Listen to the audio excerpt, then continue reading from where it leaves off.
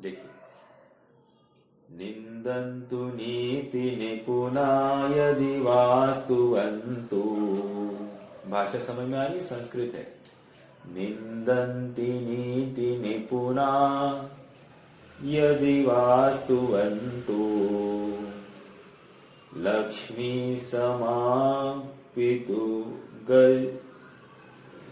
लक्ष्मी समाविदतु गच्छतु वा यथेष्टम् अद्यैव वा मरणमस्तु युगान्तरे वा न्यायात् पथ प्रविचलन्ति पदम न धीरा। धीर पुरुष के लक्षण बताए गए हैं। क्या कह रहे हैं थोड़ा देखिए। कोई निंदा करो अथवा स्तुति करो। निंदन्तु नीति निपुणा यदि वास्तुवन्तु। आ रही बात? कोई निंदा करो अथवा स्तुति करो। मेरी भावना याद करना। लक्ष्मी समाविशतु गच्छतु वा यथेष्टम्। लक्ष्मी आवे या जावे। समझ में आया क्या? लक्ष्मी समाविशतु गच्छतु वा यथेष्टम्। दो बातें होगी। पहली बात में क्या था? कोई निंदा करो या स्तुति करो, कोई प्रॉब्लम नहीं, एक। दूसरा, लक्ष्मी आवे या जावे, कोई प्रॉब्लम नहीं, दो। अद्यैव वा मरणमस्तु युगान्तरे वा। मृत्यु आज ही आ जावे, लाखों वर्षों तक जीवो या मृत्यु आज ही आ, यही है। अद्यैव वा मरणमस्तु युगान्तरे वा। आगे, न्यायात् पथ, न्याय पथ पर, न्यायात् पथ प्रविचलन्ति पदम न धीरा। चाहे लाख प्रतिकूलताएं आए, सत्मार्ग से, सन्मार्ग से, मोक्ष मार्ग से, आज के अपने प्रकरण की अपेक्षा धीर पुरुष विचलित नहीं होते हैं। समझ में आ रहा है क्या? हो अड़ोल अकंप निरंतर यह मन दृढ़तर बन जावे। आ रही बात? इष्ट वियोग अनिष्ट योग में सहनशीलता दिखलावे। अथवा कोई कैसा ही भय या लालच देने आवे, तो भी न्याय मार्ग से मेरा कभी न पदड़ी गने पावे। न्याय मार्ग, मोक्ष मार्ग, अपने को वर्तमान प्रकरण में जोड़ना है। मोक्ष मार्ग से मैं विचलित नहीं हूं, मेरा फोकस पूरा मोक्ष मार्ग पर होना चाहिए और कुछ नहीं।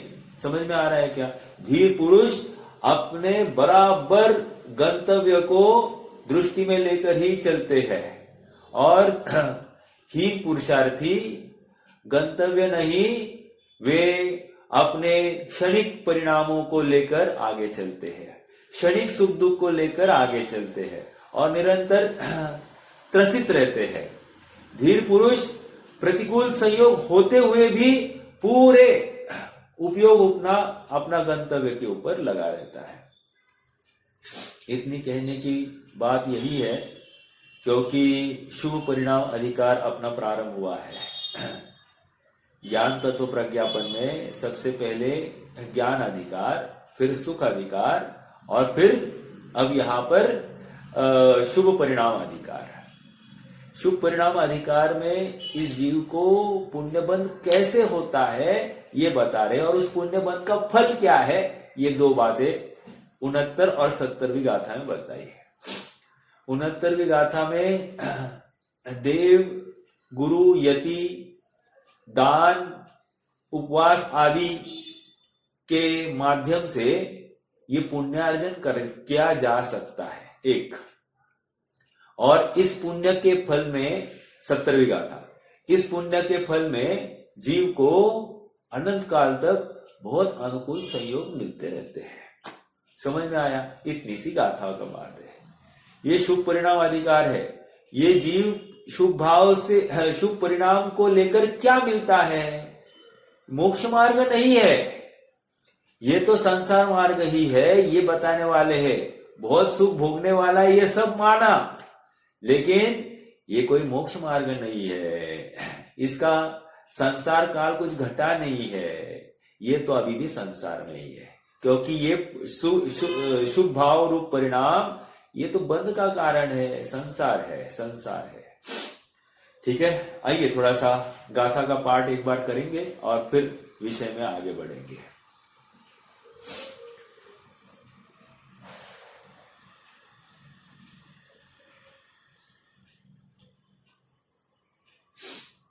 हाँ जी।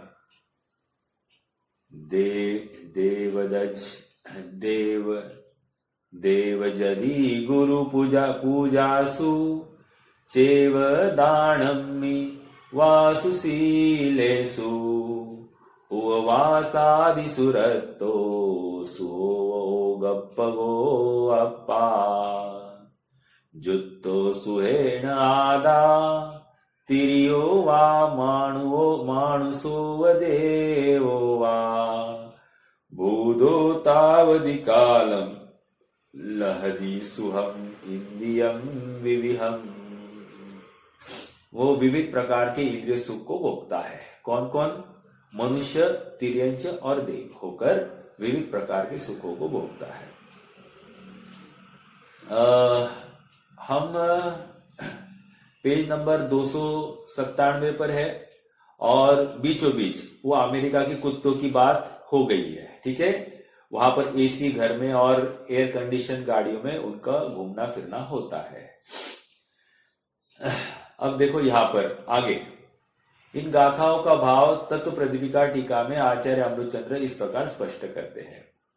जब यह आत्मा दुख की साधनभूत द्वेष रूप और इंद्रिय विषय की अनुराग रूप अशुभोपयोग भूमिका का उल्लंघन करके, हाँ, अशुभोपयोग को तो ठीक नहीं कह रहे हैं। और वो कैसे है? कैसे अशुभोपयोग की भूमिका कह रहे? आत्मा को दुख के साधनभूत है। एक, इंद्रिय विषय में अनुराग करता हुआ दिखाई देगा। दो, तो ये अशुभोपयोग है और इससे क्या होगा? उसका उल्लंघन किया, ऐसे भावों का उल्लंघन किया। तो ऑनेस्टली ये बात पीठ थपथपाने योग्य है यहाँ पर किसी अपेक्षा से। क्यों? क्योंकि अनंत पाप में प्रवृत्ति थी, अब अल्प पाप में प्रवृत्ति हो गई। तो ये शाबाश शाबाश शाबाश।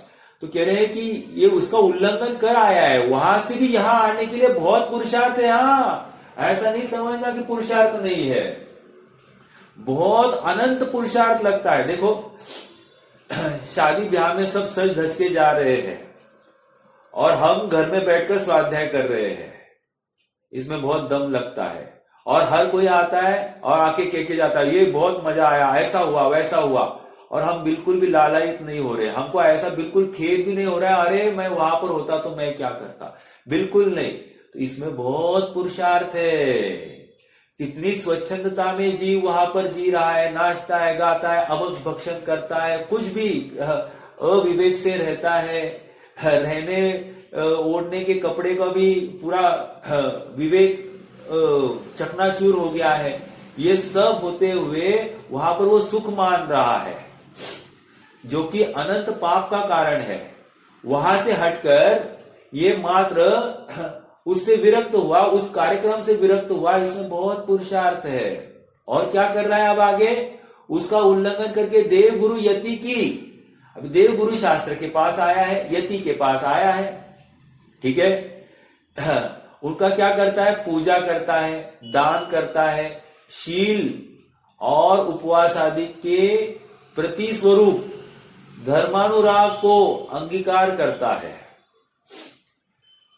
अर्थात इनमें प्रीति करता है, प्रमोदित मन रहता है। समझ में आ रहा है कि इनके मैं ठीक है आत्मा में नहीं जा पा रहा हूं तो इनका अवलंबन लू, ऐसा भाव से वो प्रवृत्ति कर रहा है। ठीक है, तो क्या होता है? धर्मानुराग को यह धर्मानुराग मतलब क्या? धर्मानुराग मतलब क्या? शुभ भाव, शुभोपयोग। समझ में आ रहा है क्या? धर्मानुराग मतलब यहां पर शुभोपयोग, ठीक है, को अंगीकार करता है, तब वह इंद्रिय सुख की साधनभूत शुभोपयोग भूमिका में आरूढ़ कहलाता है। इंद्रिया सुख के कारणभूत, ऊपर क्या कह रहे थे, इंद्रिय विषय में अनुराग करता है तो वो अशुभ उपयोग, और इंद्रिय सुख के कारणभूत ये क्या है, ये शुभ उपयोग। वर्तमान परिणाम शुभ उपयोग का, उसका फल मिलेगा इंद्रिय सुख, और जब इंद्रिय सुख मिलेगा उस समय भोगना नहीं है। समझ में आ रहा है क्या? हाँ, पुण्येन होई विवहो, है ना, पुण्येन होई विवहो विहवेण मयेन मयि मोहो, मयि मोहेन य पावम् ता पुण्यम अम्ममाहो। पुण्य से वैभव की प्राप्ति होती है। एक, वैभव से मेरी मति खिसक जाती है। खोपड़ी खिसक जाती है, समझ में आया? मई मोह, और फिर मेरी मति मूढ़ हो जाती है। मति मूढ़ होने से क्या हुआ साहब? मति मूढ़ होने से पाप बंद होता है। अच्छा, पाप बंद होता है। इसलिए क्या चाहिए साहब? इसलिए हमको ऐसा पुण्य नहीं चाहिए जिसका फल अंत में जाकर पाप ही है। ज्ञानी की भावना देखो, ज्ञानी आत्मानुभव की ही भावना भा रहा है, छोटी मोटी भावना नहीं भा रहा है। कितनी समर्थता है मालूम नहीं, लेकिन दृष्टि आत्मानुभव की ही है। समझ में आ रहा है क्या?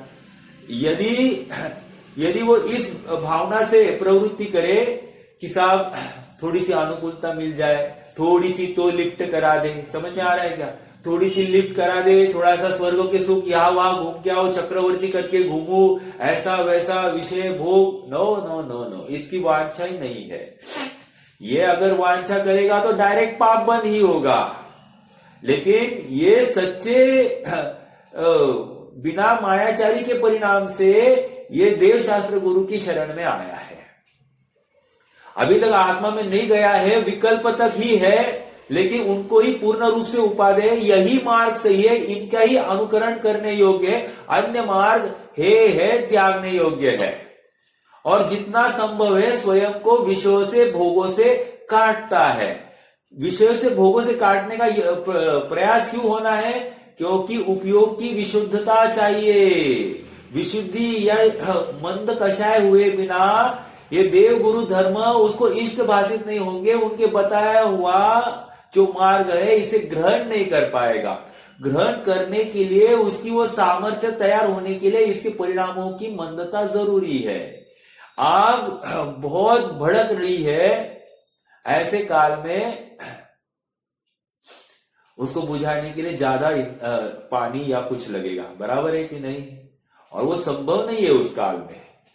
कम आग होगी तब जाकर उसको कंट्रोल में लाया जा सकता है। एक दूसरा उदाहरण मोक्षमार्ग प्रकाशक में है और मेरे ख्याल से बनारसी दास जी ने भी दिया है। मान लो नदी के तीव्र प्रवाह में कोई जीव है और वो अच्छा तैराक है, लेकिन प्रवाह इतना जोर से है कि वो कितना भी हाथ मारे तो भी वो किनारे नहीं आ पा रहा है। तो ऐसे में समझदार को क्या करना?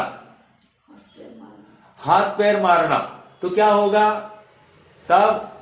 खाली नदी के प्रवाह के साथ में वो आगे बढ़ेगा और एक ऐसा अवसर आएगा क्या कि वहां पर नदी का प्रवाह मंद हो जाएगा।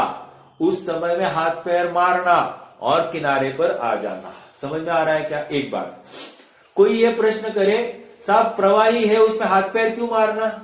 प्रवाह में हाथ पैर मारने से क्या? तेरे अगर नहीं मारेगा हाथ पैर तो तेरे पानी में रहने से तेरे पैर अकड़ जाएंगे तो तू जब प्रवाह कम होगा उस समय में भी पुरुषार्थ नहीं कर पाएगा। समझ में आ रहा है क्या? उदाहरण दे रहा हूं, उदाहरण से सिद्धांत भी घटित करना है हमको। कह रहे कि साहब हम डायरेक्ट निश्चय वाले हैं, हम डायरेक्ट आत्मा को ध्याएंगे, हम शुभ भाव, ये देव धर्म गुरु, हम उपवास दान पुण्य, ये फालतू टाइम पास हमारे पास नहीं, उसमें बंद हो रहा है। आप ही कह रहे हो ना हम नहीं करेंगे। अरे भाई ये हाथ पैर मारने पड़ेंगे।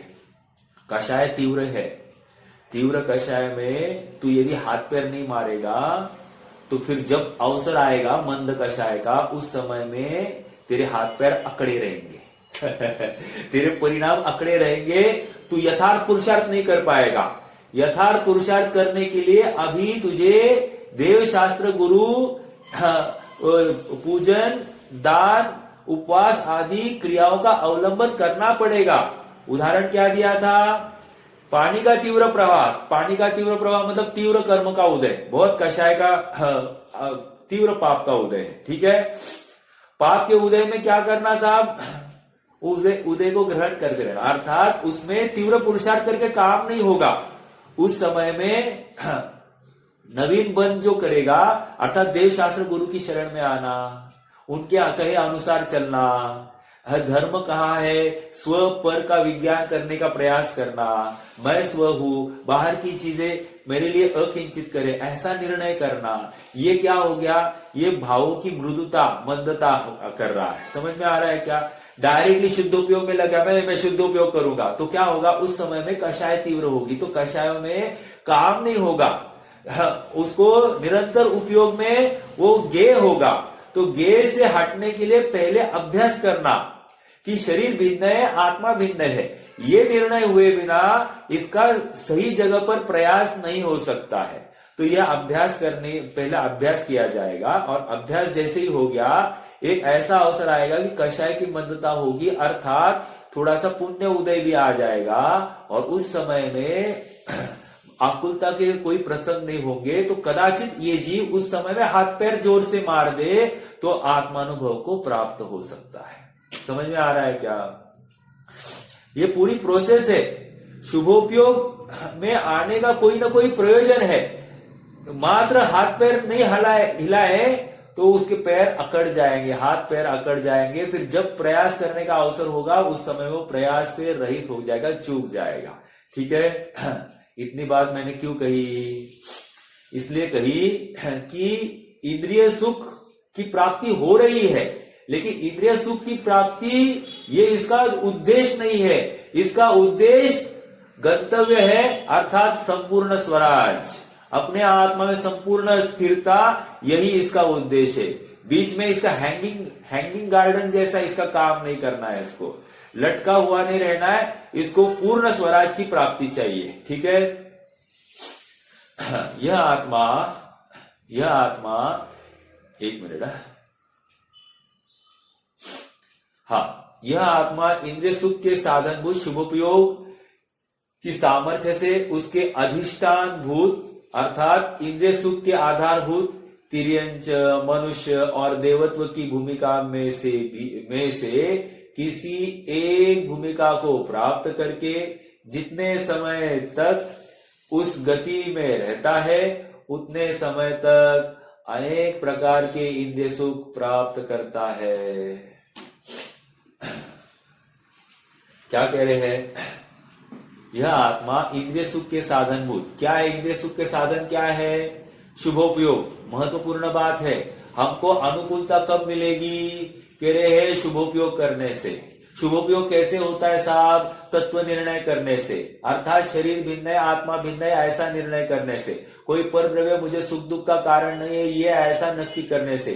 मेरे लिए व्यवहार से देव शास्त्र गुरु ही उपादेय है, अन्य कोई नहीं, और निश्चय से मेरा शुद्धात्मा ही मेरे लिए उपादेय है, ऐसा जो विश्वास और वो जो चिंतन धारा है, यही शुभोपयोग है। और इस शुभोपयोग के सामर्थ्य से इसको अनुकूल संयोग मिलते हैं। समझ में आ रहा है क्या? जब तक कषाय की मंदता हुए बिना, पर में परत्व बुद्धि हुए बिना, स्व में स्वत्व स्थापित करने का चिंतन किए बिना इसको शुभ भाव होता ही नहीं है। हाँ जी, आगे बढ़ते हैं। कल का एक प्रश्न है रोहित भैया का। रोहित भैया का क्या प्रश्न है साहब? शुद्ध उपयोग करते करते पुण्य बंध कैसे होता है, ये भी चर्चा करेंगे। लेकिन आइए थोड़ा सा इस विषय में आगे बढ़ते। तथा यद्यपि, पेज नंबर 298, यद्यपि तात्पर्य वृत्ति में आचार्य जैसे इस गाथाओं के भाव तत्व प्रतिपिका के अनुसार ही करते हैं, तथापि वे एकार्थवाची से लगने वाले गुरु और यति शब्दों का भाव स्पष्ट करते हुए कहते हैं। अब क्या है गुरु का अर्थ, क्या है यति का अर्थ, अपन भी चर्चा करते हैं। देखो, देव मतलब क्या? अरहंत और सिद्ध को देव कहा जा रहा है। देव मतलब क्या? पूर्ण सुख को, अनंत सुख को जो प्राप्त हुए, अनंत ज्ञान से युक्त, जिनका ज्ञान का परिणमन हो गया है, उनको देव कहा जा रहा है। ठीक है, 4 घातीय कर्मों का नाश करके जो समोशरण की विभूति से युक्त है और अपने आत्मा में पूर्ण स्थित है, अर्थात अनंत चतुष्टय प्रकट हो गया है, ऐसे को हम देव कह रहे हैं। ठीक है, अरहंत भगवान या तीर्थंकर भगवान। ठीक है, सिद्ध तो है ही है। आगे क्या है? गुरु कह रहे। गुरु किसको कह रहे? जो दीक्षा देते हैं, पात्र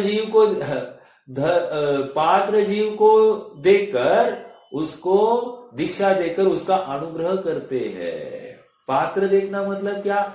कोई भी आया और उसको दीक्षा दे दी, ऐसा नहीं चलता है। नीच कुल वाला नहीं चलेगा, शूद्र को नहीं देंगे। समझ में आ रहा है क्या? आएगा, जरूरी नहीं, कितना भी बड़ा आदमी क्यों ना हो उसको दीक्षा देंगे, जरूरी नहीं है। आपको मालूम है चंद्रगुप्त की घटना आती है। चंद्रगुप्त को दीक्षा लेनी थी, उसको भेज दिया, 1 साल बाद आ जाना। 1 साल बाद उसको दीक्षा दी है। और ऐसा नहीं, उसको कहा तुम राज्य पद छोड़ के 1 साल रहो, और ऑर्डिनरी व्यक्ति बनकर जियो, राजा बनकर जियो मत, या राज भोग की कोई व्यवस्था लेकर जियो मत, एकदम ऑर्डिनरी व्यक्ति बनकर जियो। तो फिर 1 साल बाद हमारे पास आना, फिर हम विचार करेंगे। ये था चंद्रगुप्त के लिए। चंद्रगुप्त उस समय का कितना बड़ा राजा, मुनिराज ने उसको रिटर्न भेज दिया था। तो कहने की बात इतनी, ये मतलब किसी को भी दीक्षा देनी कोई कंपल्शन नहीं है। कितना भी भावुक हो जाए, सेंटी करे, मतलब बहुत मैं संसार शरीर भोगों से विरक्त हो गया हूं, या हो गया हूं, क्या हो गया हूं, अब मेरा विषयों में भोगों में बिल्कुल मन लगता नहीं है, सब बोल दिया, पूरे डायलॉग मार दिए। अब मुझे अपना हितकारी ऐसी जैनेश्वरी दीक्षा लेकर मुझे अपना आत्म कल्याण करना है, मुझे सिद्ध बुद्ध अवस्था को प्राप्त होना है, सब डायलॉग बोल दिए। ये तो तोता भी रट करता है। हम उसके ऊपर भरोसा नहीं करेंगे, हम तुम्हारे सामर्थ्य, हम तुम्हारे विश्वास के ऊपर विचार करेंगे।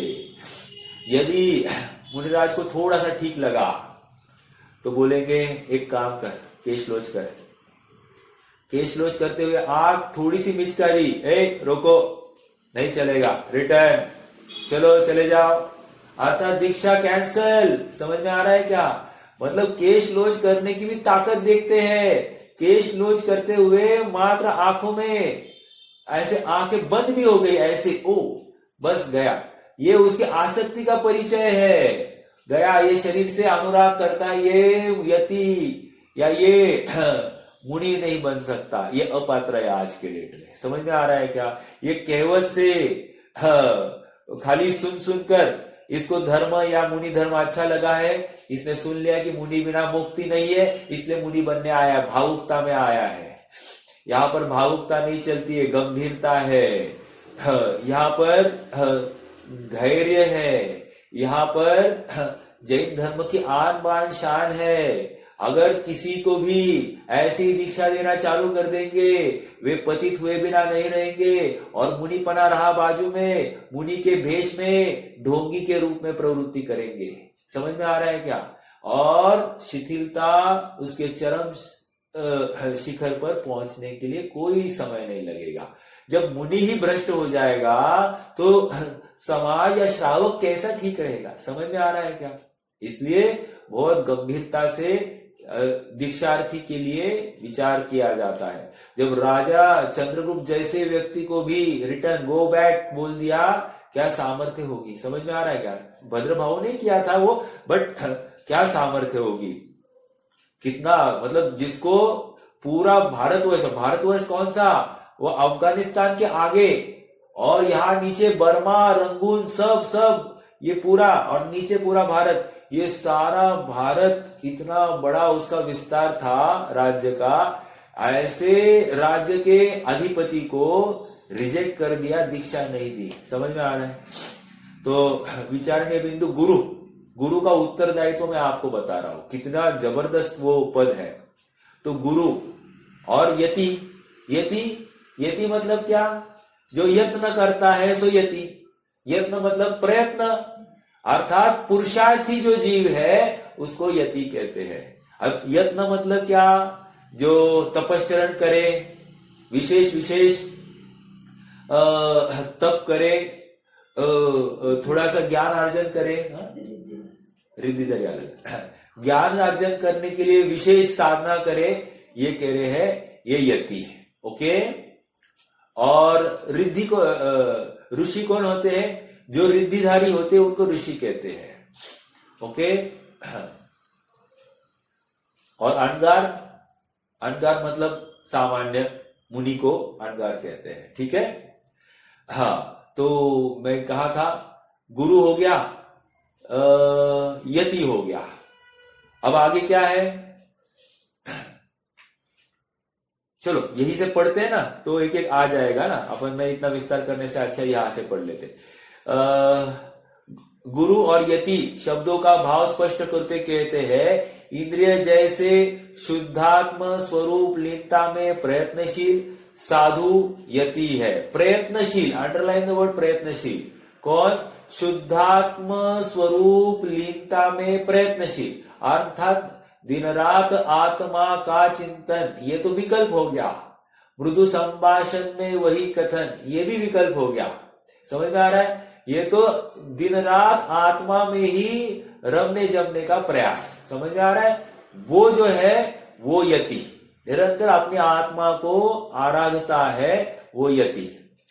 और स्वयं भेदाभेद रत्नत्रय के आराधक तथा उस रत्नत्रय के अभिलाषी भव्यों को जिन दीक्षा देने वाले साधु गुरु है। गुरु कौन होते हैं? कह रहे एक तो भेदाभेद रत्नत्रय के आराधक। भेदाभेद रत्नत्रय मतलब शुद्धोपयोग शुभोपयोग। ठीक है।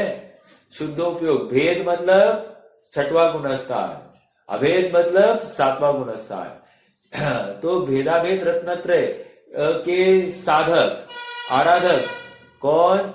जो गुरु होते हैं वे रत्नत्रय के अभिलाषी भव्यों को जिन दीक्षा देते हैं। रत्नत्रय के अभिलाषी, महत्वपूर्ण शब्द आया है फिर से। देखो, भगवान के पास आना है तो किस बुद्धि से आना? भगवान को देखकर मुझे रत्नत्रय की प्राप्ति हो, ये अभिलाषा होनी चाहिए। समझ में आ रहा है कि यहाँ पर वही बात कह रहे हैं। हमारी पात्रता यहां से चालू होती है। हमको भगवान को देखकर रत्नत्रय प्रकट करने का भाव आता है या नहीं आता है? यदि आता है तो समझना कि हम पात्र है। अब भगवान की जगह गुरु को देख लो, गुरु के पास जाता है तो रत्नत्रय की प्राप्ति के लिए गुरु के सामने खड़ा होगा। समझ में आ रहा है क्या? उनका जीवन देखेगा और अपने आत्म वस्तु को धारण करने के लिए प्रयत्नशील होगा। समझ में आ रहा है? अपने में दर्शन ज्ञान चारित्र की उत्पत्ति हो, इस भावना से वो परिपूर्ण होगा, तभी तो जाकर उसका काम होना है।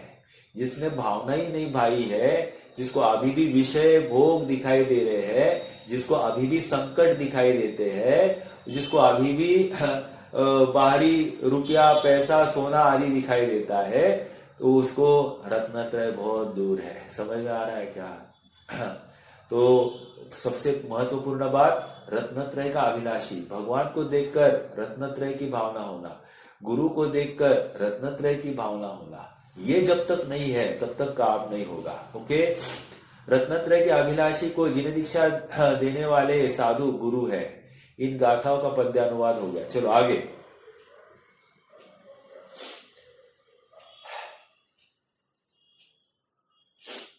हाँ, इसका देखो, ये छंद जो है वृंदावन दास जी का, उसके नीचे पढ़ते थोड़ा सा है, कुछ थोड़ा सा मटेरियल है। जो मनुष्य देव गुरु यति की पूजा का अनुरागी है, 4 प्रकार के दान सदा करता है। दान कितने कह रहे हैं? 4 प्रकार के दान। 4 प्रकार के दान मतलब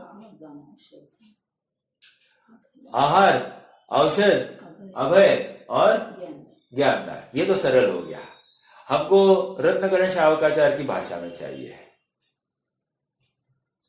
आहार तो आहार है ही, औषध बराबर, वसति का दान, और बोलो उपकरण दान, ज्ञान दान के बदले उपकरण दान है वहां पर। हाँ, और बाकी तो दोनों वैसे के वैसे। वसति का या मुनि की क्या वैयावृत्ति, ये सब आहार दान के खाते में ले लिया है उन्होंने। समझ में आ रहा है क्या? अतिथि पूजा, अतिथि संविभाग और अतिथि पूजा, अतिथि बस इतना ही है ना, वही आवृत्ति। ठीक है, मुझे तो बाकी तो ज्ञान की तो बात है ही, ज्ञान के बदले वहां पर उपकरण लगाया है, उपकरण। ठीक है, तो जो संयम के उपकरण है उनको देना, ये भी ज्ञान दान में आ जाती है बात। तो 4 प्रकार के दान सदा करता है। अभी दान क्यों करना, फिर से आगे come back to the point. दान क्यों करना साहब? रत्नत्रय की भावना से युक्त होकर ही दान किया जाएगा। समझ में आ रहा है क्या? अर्थात उनके रत्नत्रय की महिमा आए बिना, सॉरी, अपने रत्नत्रय की महिमा आए बिना उनके रत्नत्रय की महिमा नहीं आती है। समझ में आ रहा है क्या? हाँ। बहुत विद्वज्जन विजानाति विद्वज्जना परिश्रमम। अरे क्या बात, विद्वज्जन ही विद्वज्जन के परिश्रम को पहचानते हैं। अब और आगे लगाना, ज्ञानी होने के लिए इच्छुक जीव ही ज्ञानवान को पहचान सकता है। मैं आगे थोड़ी सी बात इस प्रकार लगा रहा हूं, क्या ज्ञानी होने का तीव्र अभिलाषी जीव ही सच्चे ज्ञानी को पकड़ सकता है, उसकी महिमा कर सकता है। जिसको अपने आत्मा की महिमा नहीं आ रही है, वो यथार्थ रूप से देवशास्त्र गुरु की भी महिमा नहीं कर रहा है। समझ में आ रहा है? इसलिए अपने अंतस को टटोलना, प्रश्न पूछना कि मुझे अशरीरी होने का भाव आता है क्या? एक, मुझे आज घर त्याग करने का भाव हो रहा है कि नहीं आ रहा है? समझ में आ रहा है क्या? घर में रहना मैं अपना कर्तव्य समझता हूं या अपराध समझता हूं? बहुत महत्वपूर्ण बात है, ये चिंतन होना ही चाहिए। या आज भी हमको उत्तरदायित्व दिखाई देता है, हमको हमारे आश्रित जनों का ही कुछ करना है, इनका करना है, उनका करना है, ये मार्ग पर लग जाए, ये मार्ग पर लग जाए, यही विकल्प है दिन रात। या मैं शुद्धात्मा को ध्याऊं, ऐसा भाव कितना होता है, कितनी तड़पन है अंदर में, इसका एनालिसिस करना बहुत जरूरी है। ये महत्वपूर्ण बातें हैं। हाँ, मतलब शुभोपयोग कैसे बनता है इसकी बात कर रहे हैं। मत करो उपवास, मत करो अन्य कुछ भी, मात्र एक भावना भाव कि मुझे शुद्धात्मा की प्राप्ति हो। संत साधु बन के विचरू, वह घड़ी कब आएगी, आएगा वैराग्य मुझको, वह घड़ी कब आएगी।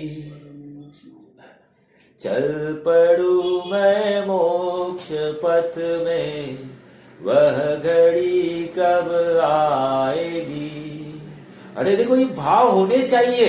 ये बहुत खाली गाने के लिए या धुन में आनंद करने के लिए, तालियां बजाने के लिए नहीं है। समझ में आ रहा है क्या? अरे आजकल गाने वाले कहते मीठी मीठी तालियां। अभी ये क्या है मुझे समझ में नहीं आता। मीठी मीठी तालियां, तालियां कभी मीठी होती है क्या? अर्थात तुमको आवाज की पड़ी है या उसके भाव की पड़ी है? अरे अगर आवाज में अटकेगा तो उसका भाव से हट जाएगा।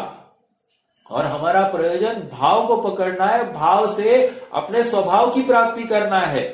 अगर हमको मात्र वो आवाज और धुन में ही अटके रहेंगे, हमारा काम नहीं होगा, नहीं होगा। समझ में आ रहा है क्या? जितने भी पंच कल्याणक में जाते हैं, यहाँ वहां जाते हैं, भक्तियों में जाते हैं, और बहुत आनंद आया। आज की भक्ति, आज के जैसा कार्यक्रम फिर से होना ऐसा लगता है। लेकिन समझना, हमको यदि वो कर्मेंद्रिय का विषय रहा है, उसका भाव आया ही नहीं, तो या हमको शुद्धात्मा को ध्यान का यद किंचित भी भाव नहीं हुआ है, तो वो हमारा सारा अच्छापन वो कषाय जनित था, स्वभाव को प्राप्ति जनित नहीं था। ऐसा हमको भ्रम पालना बिल्कुल योग्य नहीं है कि इससे बहुत आनंद आया और होना चाहिए और होना चाहिए। समझ में आ रहा है क्या? मान लो हम तीर्थ स्थान पर गए और तीर्थ स्थान पर जाकर हमको अच्छा लगा। अब क्या अच्छा लगा साहब? नहीं अच्छा लगा, बाकी कुछ मालूम नहीं, अच्छा लगा, बाकी कुछ मालूम नहीं, अच्छा लगा, ये गलत। समझ में आ रहा है क्या? अर्थात तुम्हारी कषाय ही है। यहाँ कषाय से तीव्र, कषाय से पीड़ित था, तो ऐसे स्थान पर गया जहां पर विकल्प ही नहीं रहे जो कषाय उत्पन्न करेंगे, तो अपने आप इसको अच्छा लगने लग गया। तो अच्छा लगने लग गया तो इसको लगता है कि तीर्थ स्थान जाने से अच्छा लगता है, वहां पर वाइब्रेशंस आते हैं, बहुत अच्छी अच्छी ध्वनियां आती है, ये सिद्ध क्षेत्र है, तो ये अच्छी क्या कह रहे हो, साधना की भूमि है, तो यहाँ के वाइब्रेशन से अपना कुछ होता होगा। अरे पागल, तू अपना कुछ होता है, तू भावना भाता नहीं है शुद्धात्मा की प्राप्ति का, और अपना अच्छा होने की भावना कैसे करता है? पहले तू एक कदम आगे उठा, फिर वो तुम्हारे वे वाइब्रेशंस आएंगे, वो आगे की बात। पहले तू कुछ प्रयास करता ही नहीं है, तू बटन ही दबाता नहीं और लाइट आ जाए करेगा, तो चलेगा क्या? नहीं होगा।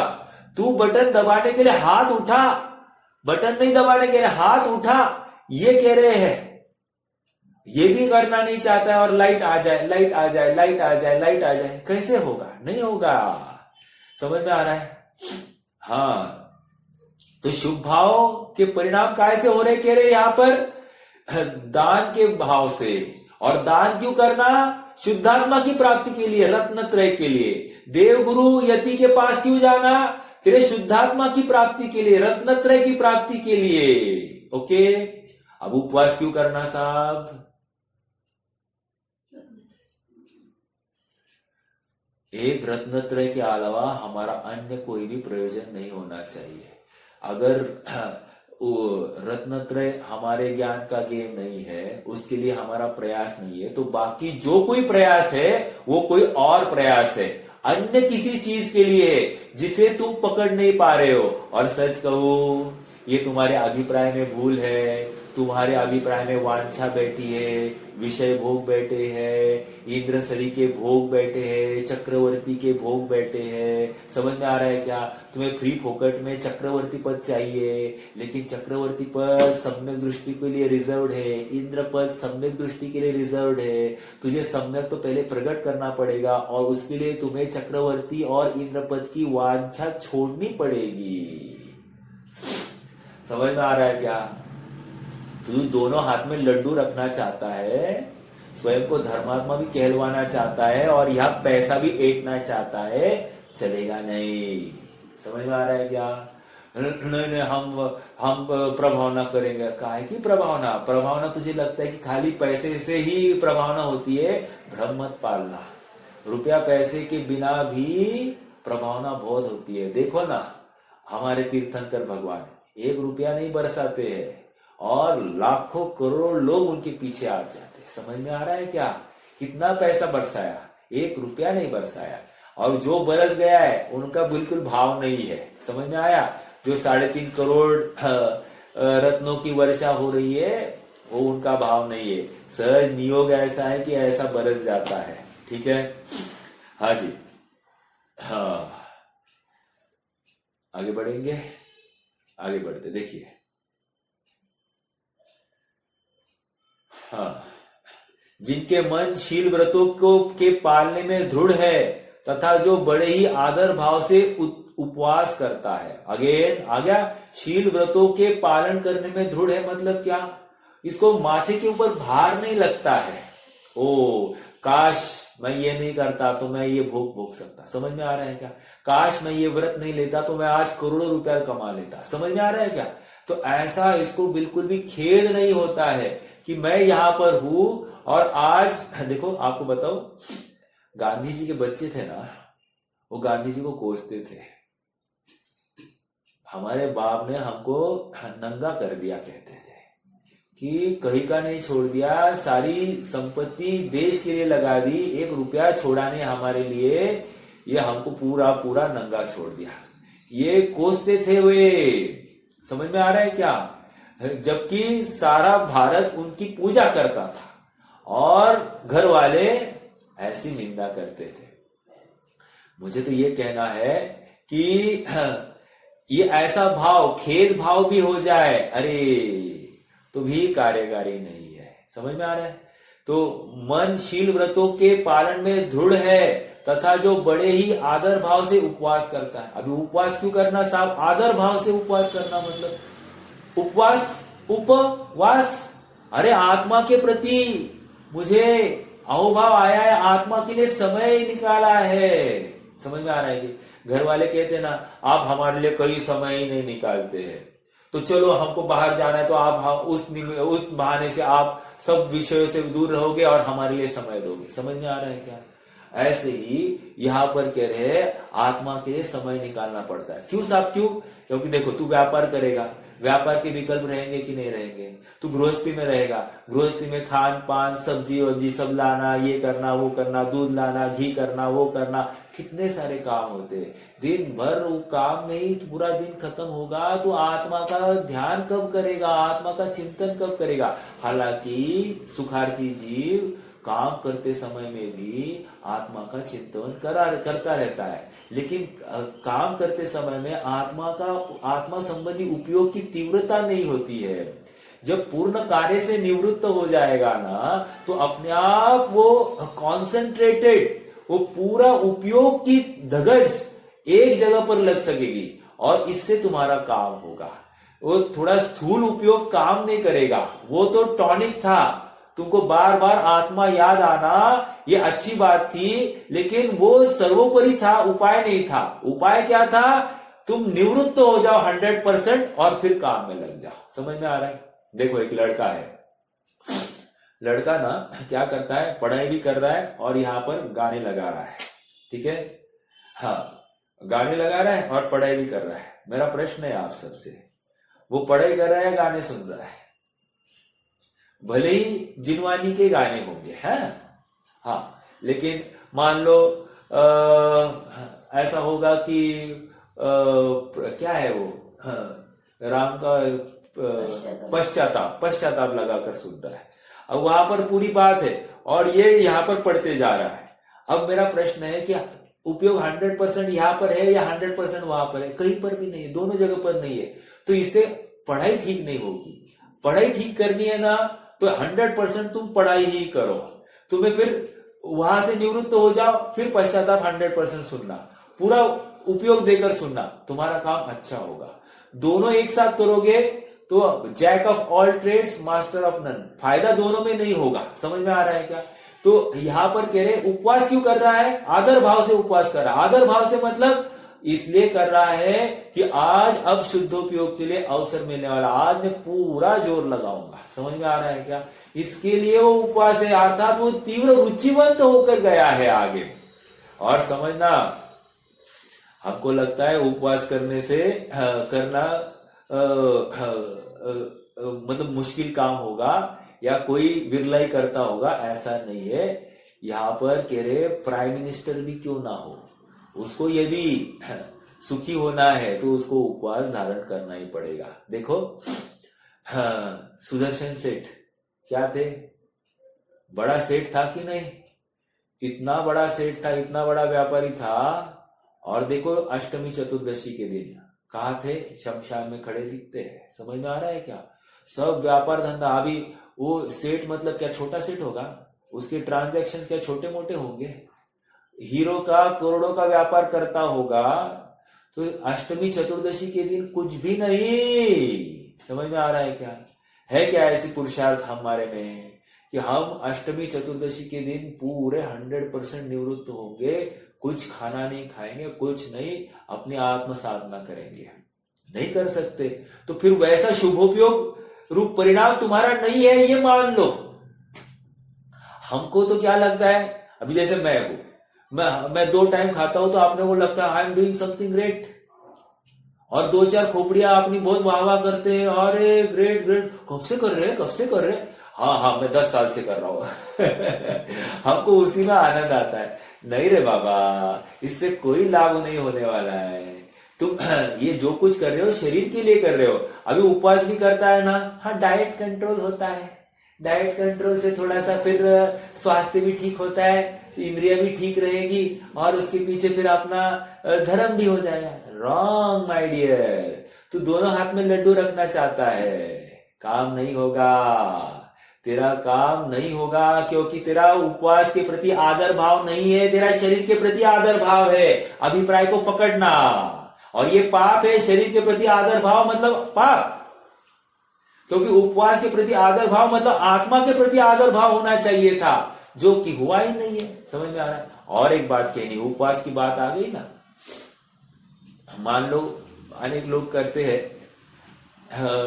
10 लक्षण कहो, अष्टमी चतुर्दशी, एक समय भोजन करेंगे और शाम को ना फ्रूट खाएंगे। वो फ्रूट को ना भोजन में गिनते ही नहीं है, पानी भी पिएंगे तो भोजन में गिनते ही नहीं है। समझ में आ रहा है क्या? जबकि वो एकासन भी नहीं कहा जाएगा, 100% नहीं। एकासन मतलब क्या, या अनुपवास मतलब, अरे अनुपवास मतलब क्या कहा है मालूम है क्या? एक बार पानी पिया, मात्र पानी पिया, उसको अनुपवास कहा। उपवास नहीं है एक बार पानी पीना, ओके। और एक बार भोजन करना और शाम को फल खाना नहीं चलता है, और हरे फल खाता है भाई साहब अष्टमी चतुर्दशी के दिन या फिर 10 लक्षण के दिन ऐसे खा लेता है। नहीं करना ऐसा मतलब वो उपवास नहीं है ना, एकासन भी है, याद रखना इस बात को। हाँ, बहुत गंभीर बात। हाँ, नहीं तो दूध पिएंगे, कुछ भी करते या ड्राई फ्रूट खाएंगे, नहीं नहीं नहीं, वो एकासन तो नहीं है, इतनी बात पक्की, ओके। देखो, गलत बात नहीं लेना। क्या कहा?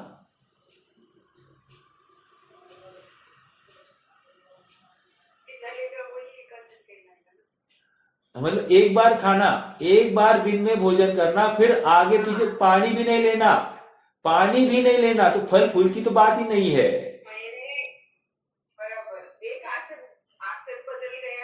खत्म, बराबर बराबर। नहीं लेकिन यस, लेकिन ये तो अभी आप समझ रहे हैं, लेकिन अब इतनी शिथिलता हो गई कि हाँ हमारा उपवास ही है, शाम को बस थोड़ा सा फ्रूट चलता है ऐसा नहीं, मतलब भोजन को एक आसन कहते हैं, शाम को फ्रूट खा लेते हैं, ये चलता है क्या?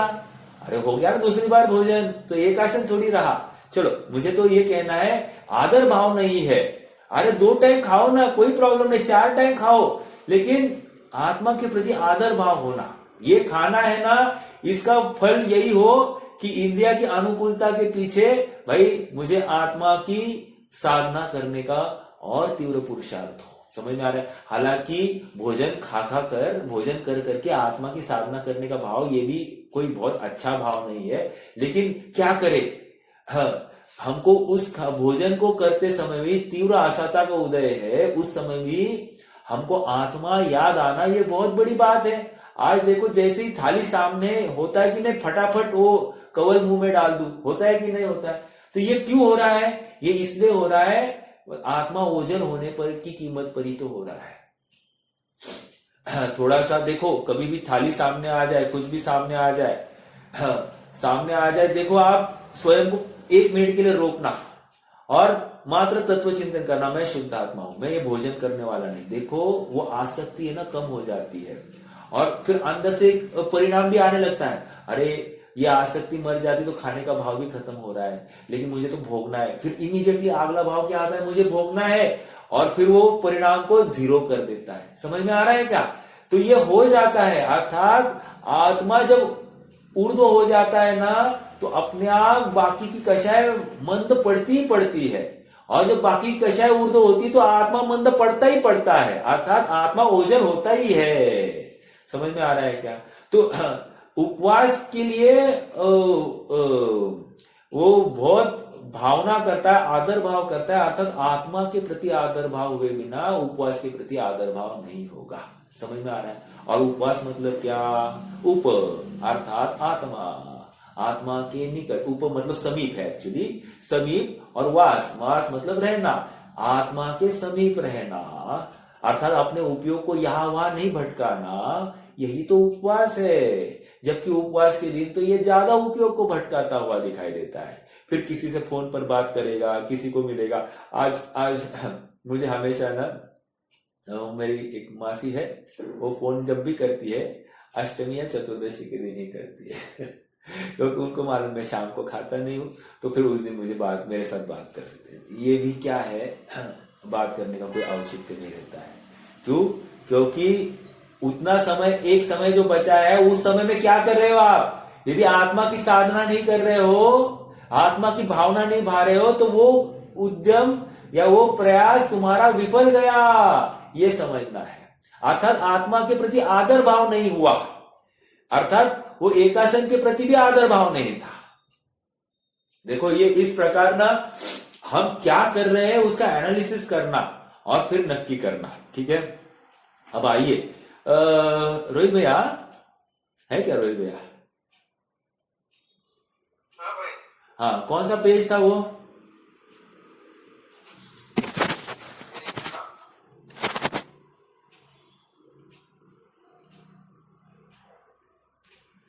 पेज 210 11 के आसपास है क्या? हाँ हाँ भाई। क्या है वो?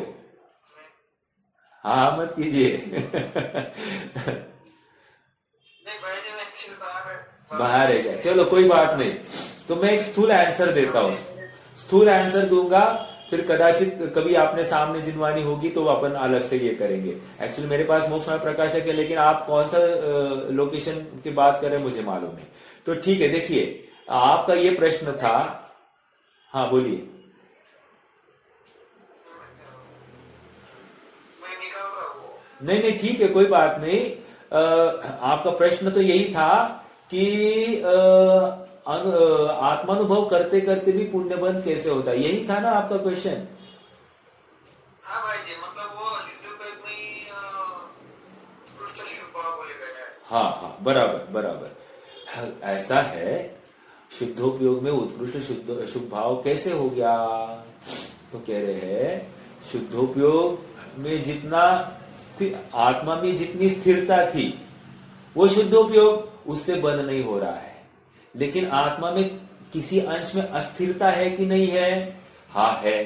तो वो अस्थिरता क्या कार्य करेगी? अस्थिरता तो बंद करेगी कि नहीं करेगी? तो बंद करेगी। तो जितनी अस्थिरता उतना बंद, जितनी स्थिरता उतना अबंध, इतनी सी बात है। अब आप लगाओ ना कि सातवें गुणस्थान में शुद्धता है स्थिरता है। मान लीजिए 40 डिग्री, 40% स्थिरता है। वो 40% स्थिरता और 60% अस्थिरता, ऐसा लगाइए आप एग्जाम्पल। आठवें गुणस्थान में 50% स्थिरता और 50% अस्थिरता। तो अस्थिरता को लेकर शुभ भाव है, वो शुभ भाव को लेकर उसको पुण्य बंद हो रहा है। ठीक है? क्यों? वो शुभ भाव जो है ना, वो आत्मा में आत्मा संबंधी अनुकूल भाव ही तो कर रहा होगा ना, तो इसको लेकर पुण्य ही होगा उसको। बराबर है कि नहीं? वो विकल्पात्मक ही है। समझ में आ रहा है क्या? तो ये विकल्पात्मक कहने का प्रयोजन इतना ही है, वो 100% स्थित नहीं हुआ है ना। 100% स्थित कहाँ होने वाला है? 13वें गुणस्थान में 100% स्थित होने वाला है, राइट? तो 13वें गुणस्थान तक क्या है? कुछ स्थिरता, कुछ अस्थिरता। समझ में आ रहा है क्या? और स्थिरता अस्थिरता किस में नापनी है? कह रहे ज्ञान, दर्शन, सुख और वीर्य, इन चारों की अपेक्षा अपनी स्थिरता अस्थिरता नापनी है। मात्र सुख की तरफ से स्थिरता, पूरी आत्मा में रमनता, मोहनीय का अभाव हो गया, रमनता तो हो गई 100%, और दर्शन मोह का भी क्षय हो गया, तो इसको लेकर फिर पूर्ण सुख है, पूर्ण सुख है, लेकिन अनंत सुख नहीं है। इसलिए कहा सुख में बाधक ज्ञान भी है, दर्शन भी है और वीर्य भी है। क्योंकि इस सुख को झेलने के लिए ऐसा वीर्य नहीं प्रकट हुआ है। अभी भी ज्ञानावरण का उदय है, उसको लेकर अस्थिरता पाई जाएगी। दर्शनावरण का उदय है, उसको लेकर अस्थिरता पाई जाएगी। समझ में आ रहा है क्या? दर्शनावरण से क्या होता है, कोई बताएगा क्या मुझे? दर्शनावरण से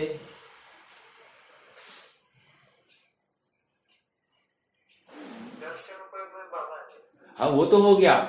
अपन ने पढ़ी है, इसलिए मैं, अपन ने डिस्कस की है ना दर्शनावरण की बात, इसलिए मैं पूछ रहा हूं, ऐसा थोड़ी पूछूंगा मैं।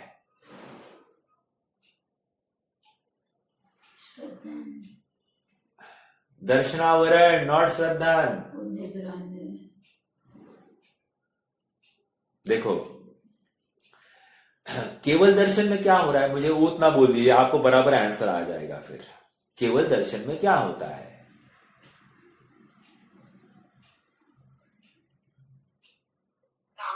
सामान्य प्रतिभास। ये तो आपने सामान्य आंसर दे दिया। केवल दर्शन में क्या होता है, फिर से बोलिए।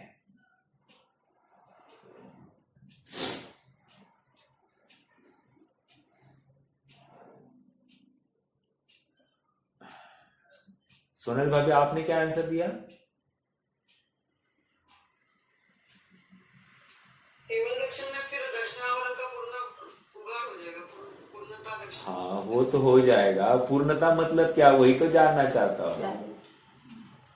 देखो आप पूर्व की गाथाएं देख लेना, मेरे ख्याल से केवल ज्ञान का स्वरूप 50 के आसपास होना चाहिए मेरे ख्याल से, I am not very sure. वहां पर लोकालोक का सामान्य प्रतिभास, क्या आया? लोकालोक का सामान्य प्रतिभास, ये दर्शनावरण।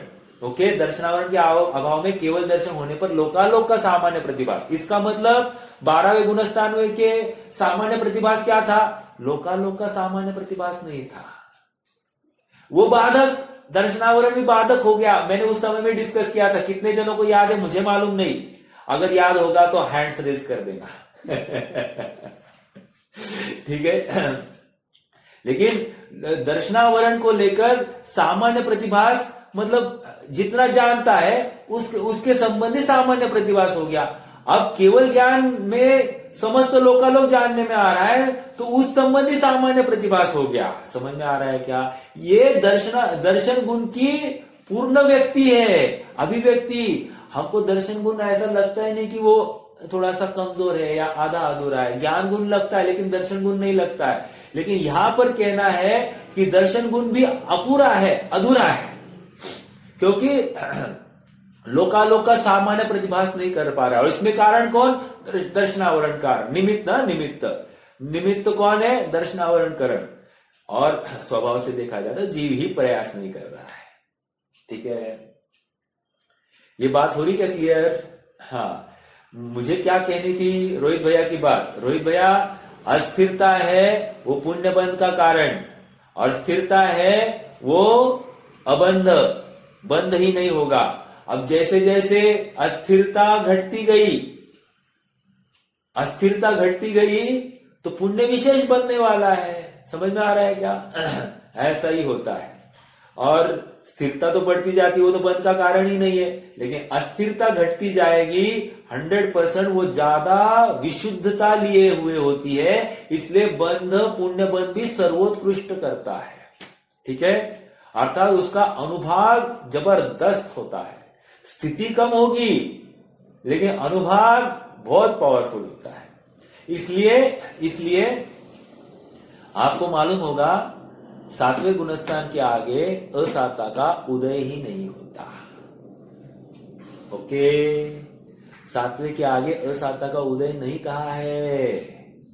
चलिए, तो ये कौन सा असाता की बात कर रहा हूं मैं?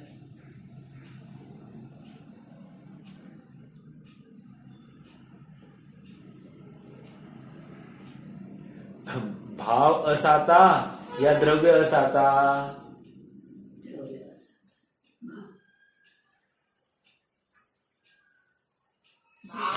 हाँ, भाव असाता, द्रव्य असाता को कोई वैल्यू ही नहीं है। वैसे भी साता वेदनीय, असाता वेदनीय, ये जीव विपाकी प्रकृति है तो जीव विपाकी ही। लेकिन द्रव्य असाता और द्रव्य साता अनुकूलता को लेकर साता असाता लौकिक व्यवहार चलता है। तो हमको पार्श्वनाथ के ऊपर पत्थर बरसते हुए दिखे तो उनका असाता का उदय था क्या? नहीं, वे उनका असाता का उदय नहीं था, साता का ही उदय चल रहा है। समझ में आ रहा है क्या? भाव असाता और साता ऐसा। और वो भी देख लेना, जब हम कहेंगे शुद्ध आत्मा में है तो साता असाता रहेगी क्या? तो अब यहां पर लगाना रोहित भैया कि वहां पर आत्मा में स्थित है, जितनी स्थिरता है आत्मा में वो तो साता असाता का विषय ही नहीं है। समझ में आ रहा है? और जितनी अस्थिरता है उसमें साता है। समझ में आ रहा है? क्योंकि उनको बाहर बाधक भाषित हो ही नहीं रहा है, आत्मा ही उपादेय भाषित हो रहा है, इसलिए वो बाधक ही नहीं है। ऐसा लगा, ठीक है?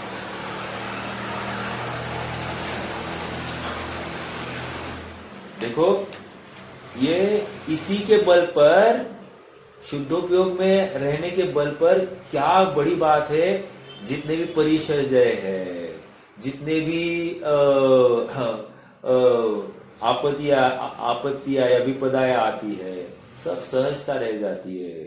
तेज गर्मी, तेज ठंडी, धुआंधार वर्षा हो रही है, कुछ फर्क नहीं हो रहा है। आप विचार तो कीजिए ना, आज थोड़ी सी ठंड बढ़ गई, बुखार आ गया। उनको बुखार नहीं आता होगा, मुनिराज को आता होगा कि नहीं आता होगा? हमको तो कितनी व्यवस्था है, कंबल लेकर कपड़ा बांधेंगे, ये करेंगे वो करेंगे, कर सकते कि नहीं? उनको कुछ नहीं करना है, उनका विकल्प भी नहीं करना है। तो कितनी स्थिरता है, कितनी आत्मरुचि है। आज शुद्धात्म भावना हुए बिना शरीर भावना छूट ही नहीं सकती। समझ में आ रहा है क्या? इसलिए दिन रात अपने को शुद्धात्मा अनुभवने का, चिंतन करने का प्रयास करना। मैं श्रीपाल, मैं शरीर वाला, मैं खाने वाला, मैं पीने वाला, मैं पिता, मैं माता, मैं बेटा, ऐसे भाव अपराध है। मैं यहां पर नौकरी करता, मैं पंडित, मैं श्रोता नहीं, मैं शुद्ध आत्मा। समझ में आ रहा है क्या? ये बहुत महत्वपूर्ण शिक्षा है आज हमारे लिए, क्योंकि ये जहां भी बैठता है पर्याय करके ही बैठता है, जो क्योंकि स्वभाव आश्रित मानता ही नहीं स्वयं को। और ये मान्यता बदलने के लिए बारंबार इसको हैमरिंग चाहिए कि मैं शुद्ध आत्मा हूं। समझ में आ रहा है क्या? मैं जाननहारा हूं, मैं मात्र जानता हूं। ये इसको निरंतर ज्ञान अपने से होता है, सुख अपने से होता है।